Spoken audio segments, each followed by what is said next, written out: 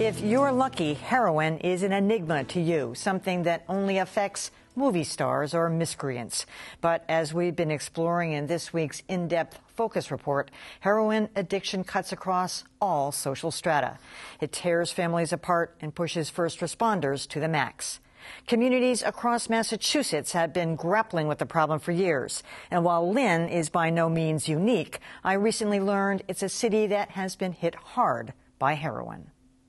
Annie was on the job at the Lynn Multi-Service Center last fall when a woman burst in to say a man was laying on the ground near a gas station across the street. The client came running into the drop-in, said somebody was overdosing behind this garage and that she needed Narcan. So myself and Denny grabbed a bunch of Narcan kits and ran over here. Annie gave the man 4 nasal blasts of the overdose antidote, Narcan. Was still non-responsive. I then started chest compressions. He wasn't breathing. I checked for a pulse. And I'm sorry. It's all right. Did you feel good that at least you were prepared to be able to help? Yeah, I just wish it was a little sooner. The victim was a 51-year-old white male. The lists from Friday, Saturday, and Sunday. Pat Byrne also works at the Lynn Multi-Service Center. His son, Jamie, age 40, was the first person in Lynn to die of an overdose this year. Pat remembers the day. I was in my driveway with my grandson and my father-in-law, and Jamie was walking down the street. And I called out to him, "Hey, buddy, what's going on?" And he says, "I'm just going down to get breakfast." I said, "I love you." He said, "I love you too. I'll be over tomorrow for dinner." Jamie, struggling with a 20-year habit, had been clean since July. But that January day, he agreed to get drugs for a woman out of money and asking for a fix. As she was coming to pick it up, he used it, and it was fatal. It killed him. Pat, who's never had an addiction himself, describes Jamie as a functioning addict. He had a good job, a girlfriend, a bachelor's degree in psychology from Boston University, and an advanced degree in computer science. At first, Pat says, he tried to rationalize Jamie's habit. It was easier to believe that it was an experiment and that it was a whim and not that it was a lifestyle. The misnomer of getting high is an outright lie. These kids aren't high. They're not happy. It's not a party. Lynn Police Chief Kevin Coppinger knows the syndrome all too well. If you go out and you ask anybody, do they have a loved one or at least an acquaintance that they know with a substance abuse problem, I'm going to bet you 99% of the time they're going to say yes, they know somebody with an addiction problem. Coppinger says the media blitz following the death of actor Phillip Seymour Hoffman is frustrating because his department has been tracking heroin overdoses for 20 years. In 2013, we had 188 overdoses in general. 18 of those were fatal, 170 were not fatal. The year before, in 2012, we had hit our 20-year mark as far as fatals, which were 24. And keep in mind, these are the only ones we know about. But, says Chief Coppinger, the savior for many of these overdoses is the drug Narcan, the same one Annie used trying to help that man last fall. It brings people back from the dead. But you can go to a scene and someone literally is unresponsive on the ground, not breathing, and they'll give them Narcan, and then that individual will get up, and they get up in a very extremely agitated behavior because you just ruined their high. They're madder than hell, and now they got to go out and buy more heroin to get that high again. Narcan is only good to respond to opiate overdoses, so it doesn't work if someone's overdosing on a benzodiazepine or alcohol or cocaine. Back at the Lynn Multi-Service Center, reporter Cyrus Moulton from the Lynn Item stopped in to get a demonstration on how to use Narcan. Take the dose, stick it up the person's nostril, right? And you spray half up one side, go up the other, half up the other till it's totally empty. Narcan is something Pat Byrne carries with him at all times. And what is it essentially doing? It prohibits the negative effect of the opiate to the brain, which ultimately shuts down the heart. And that's what causes the overdose. But of course, Jamie was alone when he OD'd. There was no one to administer the drug. Pat and Kathy, his wife of 43 years, thought carefully about how to prepare the obituary. You and your wife made a conscious decision to make this public in a way. When you put the obituary together, you gave the cause of death. We wanted people to understand that it wasn't kids from broken homes.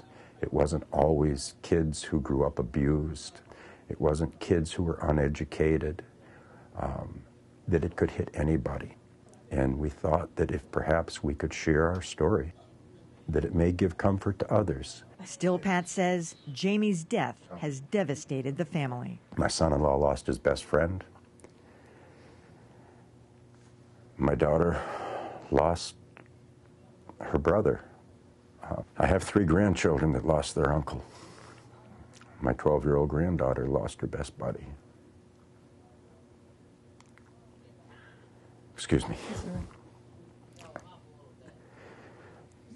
How it affects your family, it's raw. It tears your fiber apart, and I thank God that we have each other as sources of strength and as sources of comfort.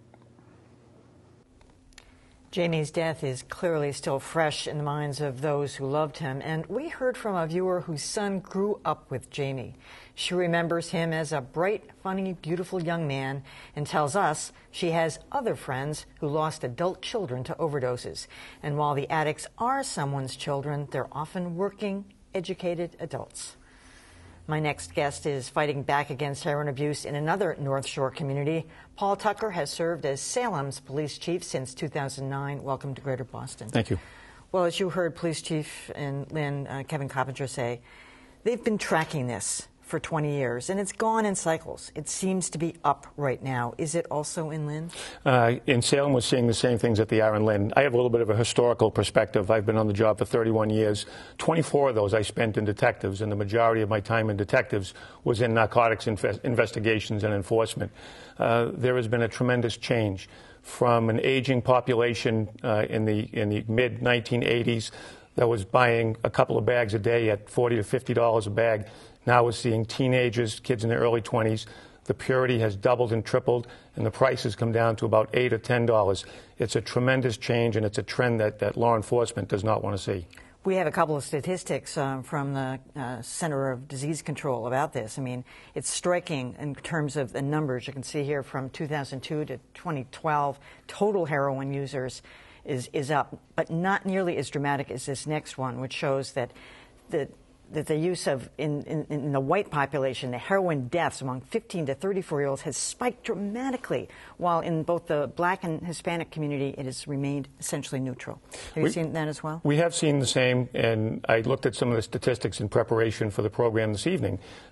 We've gone in the last 3 years from about 80 overdoses on average per year. And again, Salem was just a microcosm of so many thousands of other cities across the country. But the startling figure, and I think what's most troublesome, is the overdose deaths. Our fatalities have gone from 4 to 6 to 10, and already this year we're on record pace to see even more than that. So this drug Narcan, I learned that it's being used into police departments as an experiment. Quincy, Gloucester, there may be 1 or 2 others, but it's not universally practiced that everybody is trained in it. Police Commissioner Bill Evans in Boston announced last week all Boston police officers about to be trained in the use of Narcan. Would you support that for your officers, too? I do, and I've actually done quite a bit of research on this.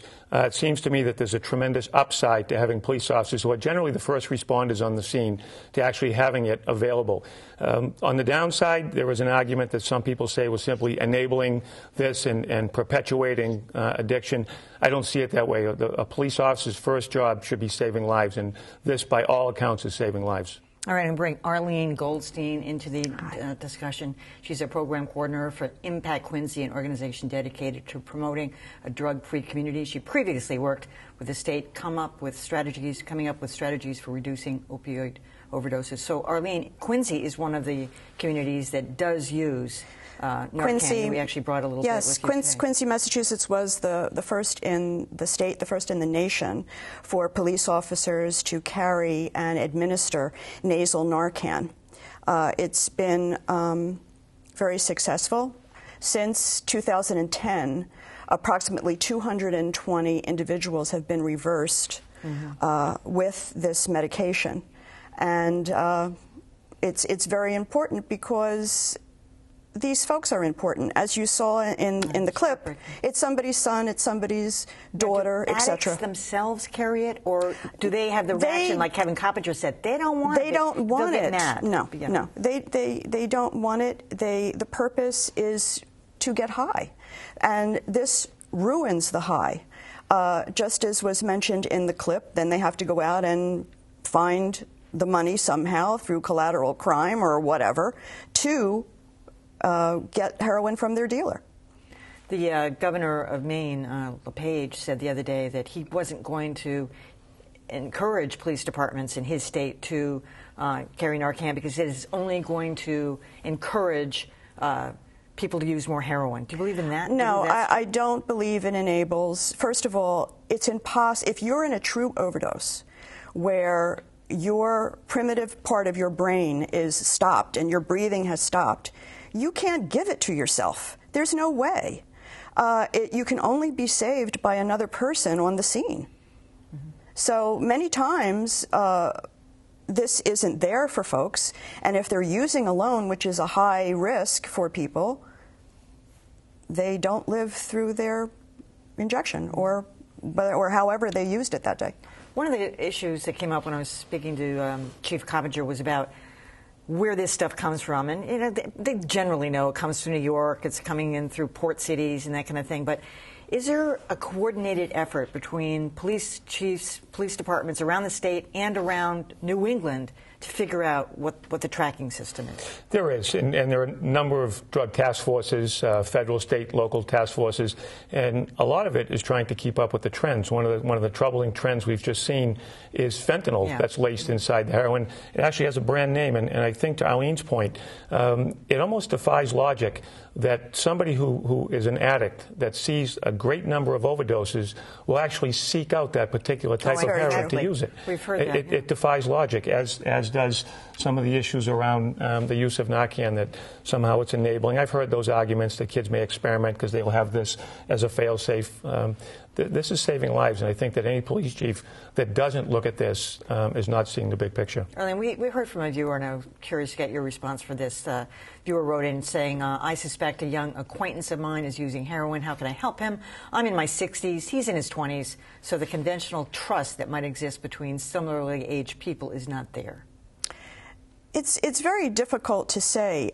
This is such a dark, deep hole to climb out of when you are addicted to this substance that it seems to me that the folks that I've met, I'm not a clinician, I'm an educator, but the folks that I've met, the desire to get better has to come from their innermost soul, to decide to seek out help and to stick with it, because they're the ones who have to wake up every day and get through the day with the strategies that are given to them to get over their addiction. But it has to come from the person.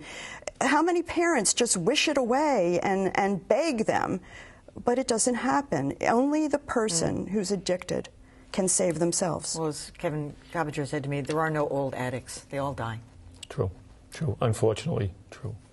You've seen that. The average age is in their 20s, 30s. And in fact, that one man that Annie at the service center tried to save was on the cusp of being old at 51, dying at that age. Yep. Find the same thing. Yep. Very unfortunate. All right. Chief Tucker, thank you so much for coming. Appreciate it. Thank you. Goldstein, thank you.